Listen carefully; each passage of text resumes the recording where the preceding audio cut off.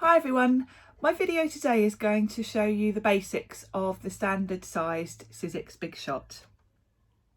This video is really aimed at anyone that's either new to die cutting or new to the Big Shot, or maybe even if you're thinking of considering purchasing a Big Shot. This is going to show you what the machine can do. I'm going to run through all the basic things that you will probably want to do with it, such as cutting wafer thin dies, cutting Bigz dies, embossing, that kind of thing. So, and I'll explain to you the different plate combinations you need for all those things. This video is going to just focus on the standard size Big Shot. Obviously Sizzix make a variety of different machines.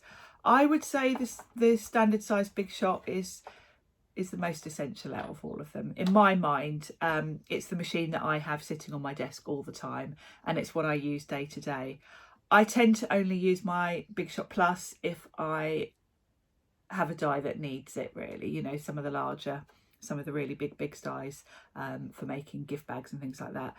Otherwise, the standard size Big Shot is my go-to machine.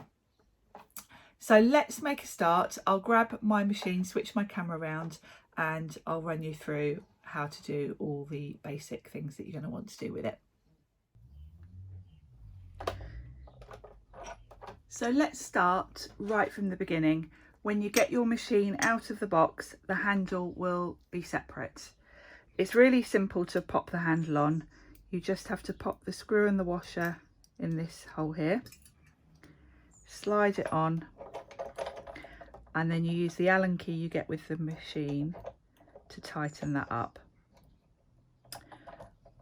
Now, I would say it's a really good idea to put this key in a safe place, because every now and then this screw might work itself loose a little bit, and you might want to tighten it up. Actually, it can do it this way. So I would definitely recommend keeping this in a safe place. Also, I would recommend, if you do ever take your Sizzix machine out and about with you, if you're going to put it in the back of the car or whatever to go somewhere, you know, to a crop or something, I would recommend taking the handle off when you transport it. It is quite easy to, you know, if you drop it or something, you're going to break the handle. I've done that myself, so I know. You also get this lovely little rubber washer type thing, cap, that goes neatly over to cover that screw, so it all looks nice and neat, and you can't see the screw, so that just pops in once you're done. But yeah, make sure you put that in a safe place, because you might want to tighten it up every now and then. So this is the Big Shot. This is the standard size. The width of the machine, or the cutting area, is 6 inches, so it's kind of basically A5. You get all the plates and platforms you need with it, and with the Big Shot it's really very simple. All the instructions are printed with pictures on the plates and platforms, so you haven't got to sort of rummage around looking for the manual to remember what to do. And it's also a very simple plate combination. There's not tons of different magnetic mats and A plate, B plate, C plate. It really is a base plate, an adapter for when you use thin metal dies, and 2 cutting pads. That's as complicated as it gets. So this is a very simple machine, and I think this is also what makes this a really good machine if you are a beginner and just starting out. This was my first die cutting machine, but really that's because at the time it was the only die cutting machine. The Big Shot has been around since about 2005, 2006. Before that, Sizzix had a red, really heavy sort of cast metal machine with a pull down handle, and you had to push the platform through and pull the handle down to put the pressure on. Really good machine. People are still using them now. That came out, I think, in about, I want to say 2003. I started crafting in 2002, and it was a year or so after I started. So yeah, maybe 2003, 2004 that was out. So Sizzix have been around a long time. They're a very established brand. When you speak to most crafters that have been crafting a while, even if they're using lots of different machines, they've nearly all had or still have a Sizzix machine. There are over 2 million Sizzix Big Shots out there in the world, so that shows you how popular it is really, and they are sold all around the world. So let's get to it, and we'll go step by step through all the different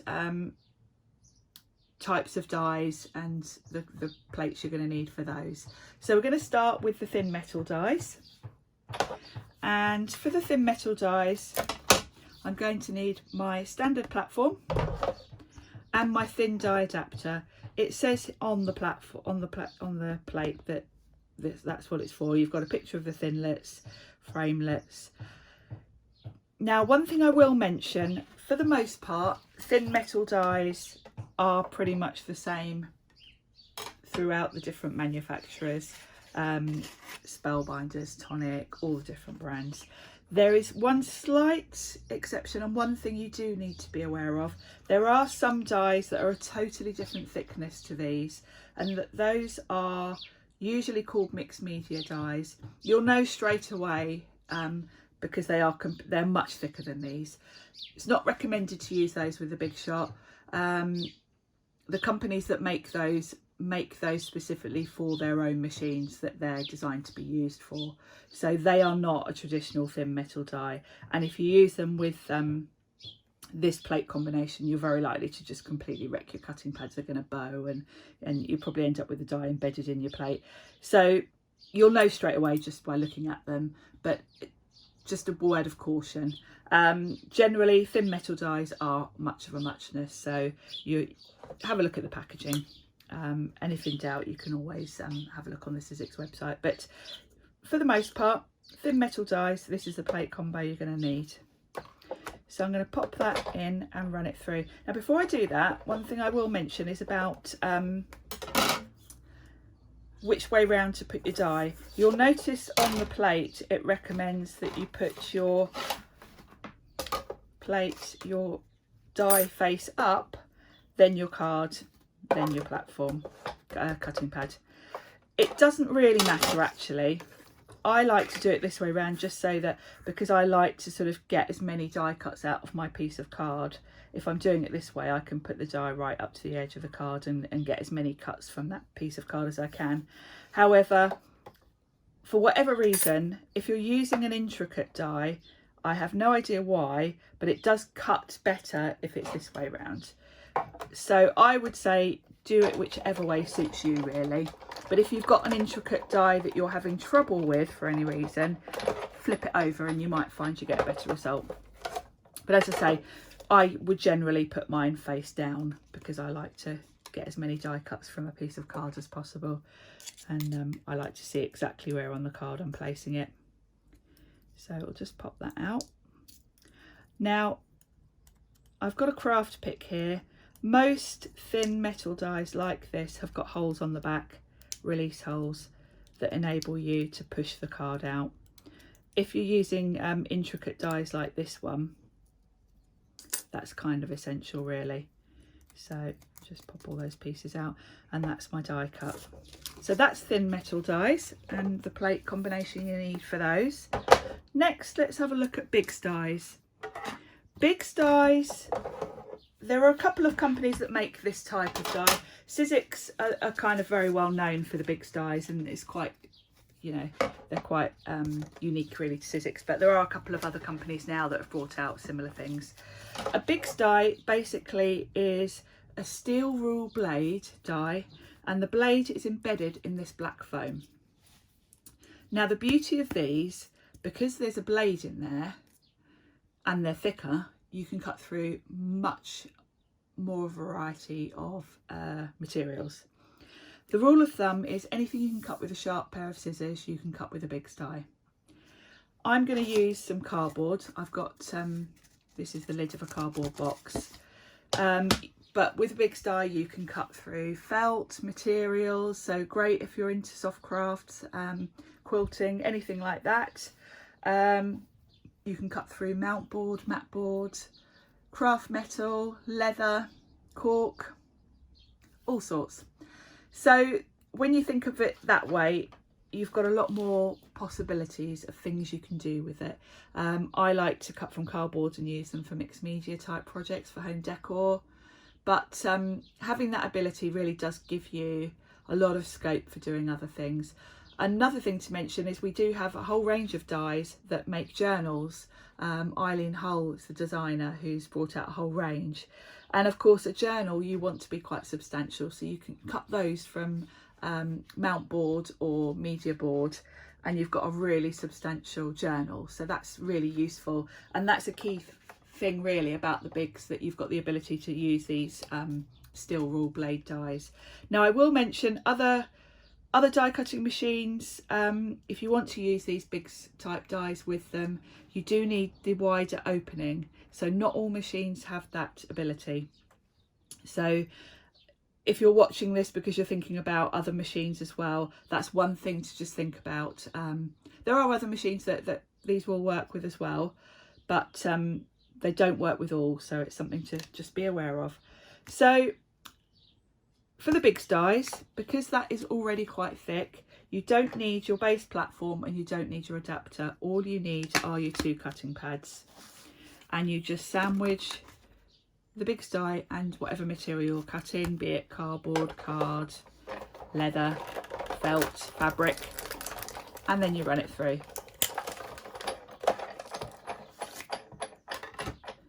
And as you can see, that's cut through that thick cardboard absolutely beautifully. You can see it's quite thick.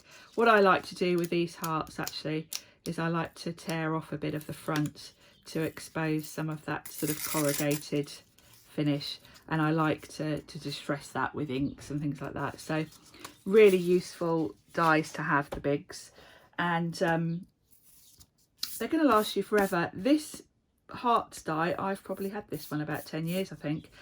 This is a really old design. Sizzix have a range of designs that they kind of, they're essentials and they're permanently in the catalogue, and things like circles, hearts, there's a whole range of basic shapes that are always available, and that, you know, will probably be still available for years to come, because they're the sort of shapes you go to all the time. So we've done Bigz, we've done the wafer thin dies. Now let's talk about embossing folders.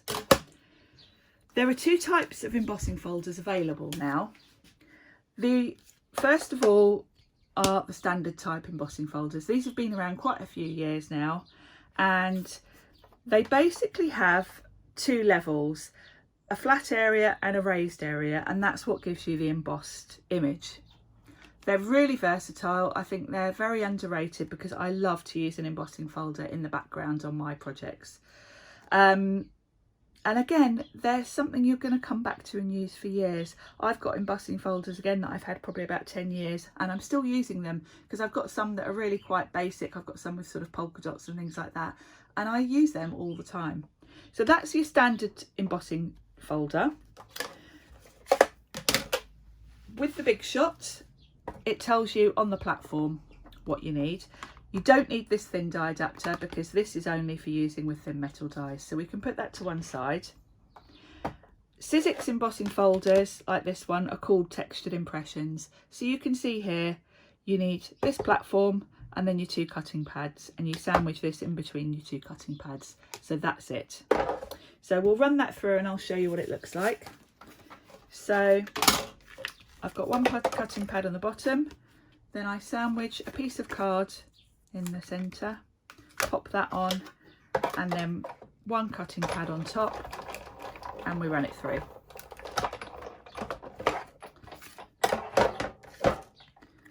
And there we have a lovely embossed background. And this is great, then you can add inks to this, waxes, you could give it a sand and give it a distressed look. Lots of possibilities for embossing folders. I think they're really great for backgrounds. If you've got sort of a focal point like a floral or something, you can make a really quick and simple card by having a nice embossing folder in the background and then just a flower or something, and that's all you need really. Now recently, in the last few years, Sizzix have brought out some even better embossing folders, and these are 3D embossing folders. Now let me bring back the original one. Now you can see when you look at these together, the 3D embossing folder is much thicker, and the difference between them is, as I said, an embossing folder has got a flat level and a raised area that gives you the design. With the 3D embossing folders, they've got different levels of embossing. It's not just flat and an embossed area. You've got undulations and different sort of layers of embossing as such, and that gives you a real 3D effect. Now, because this is thicker, you do need to treat this slightly differently when you're running it through the machine, because if you were to sandwich this between 2 cutting pads, it wouldn't go through the machine, it's too thick.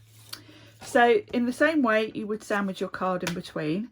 One thing I would say though is with the 3D embossing folders, because they have got so much more depth, it's a good idea to give your card a spritz with water before you pop it in.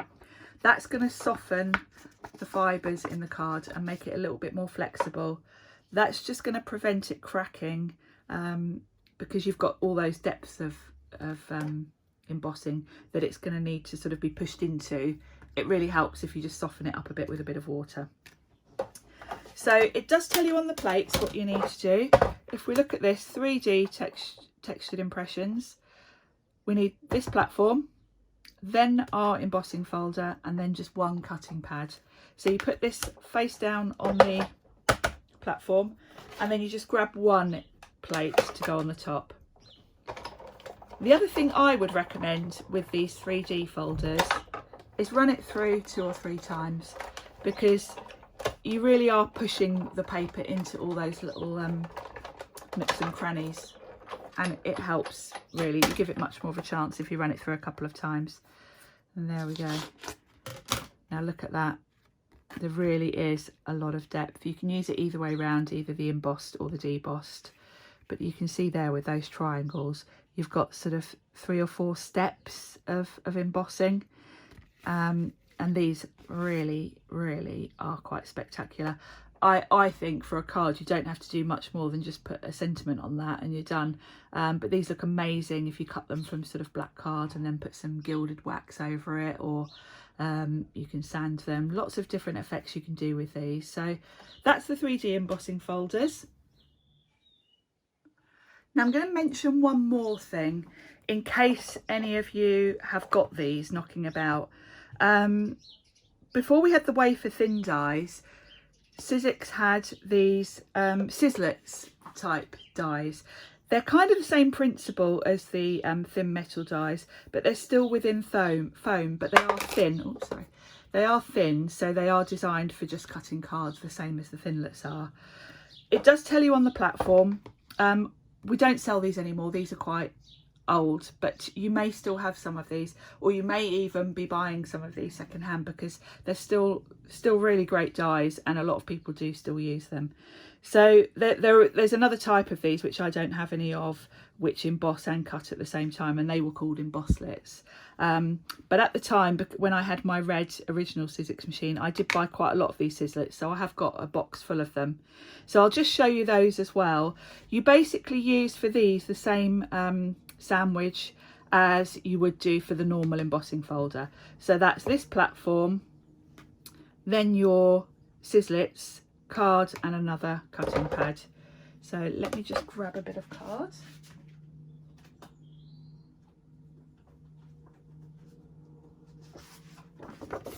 Okay.